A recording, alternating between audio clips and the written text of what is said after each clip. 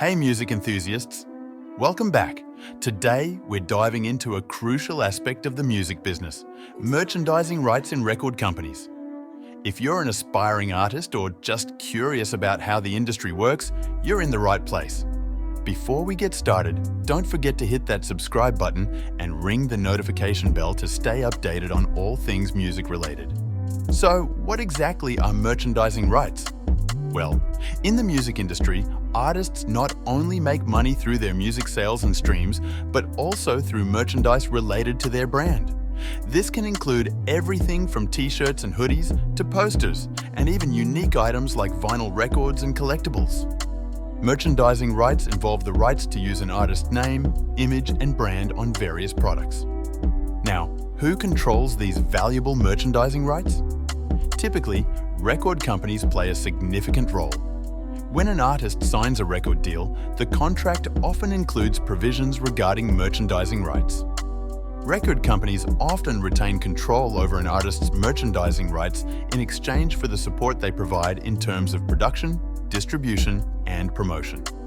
Artists, however, have the power to negotiate these terms. It's essential to carefully review the contract and discuss merchandising rights during negotiations.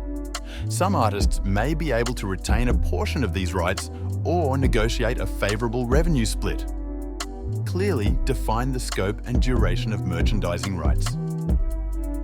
Revenue split. Negotiate a fair share of the proceeds from merchandise sales. Creative control. Discuss the level of involvement the artist has in the design and production of the merchandise. Now, let's talk about the benefits. Merchandising isn't just about making money. It's a powerful way for artists to connect with their fans on a deeper level. Fans love to wear their favorite artists' merch as a form of self-expression and a way to show support. Additional revenue stream are fan engagement, brand loyalty, marketing, and promotion. To give you a better understanding, let's look at a couple of real-life examples of artists who've successfully navigated the world of merchandising rights. Taylor Swift. Known for her clever and personalized merchandise, from snake-themed items during the Reputation era to folklore-inspired products.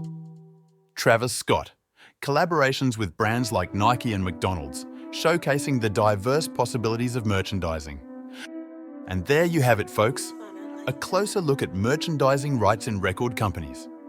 As always, knowledge is power, so make sure to educate yourself and make informed decisions as you navigate the exciting world of the music industry.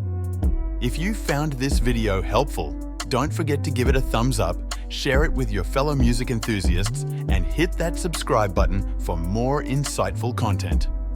Thanks for tuning in, and until next time, keep the music alive.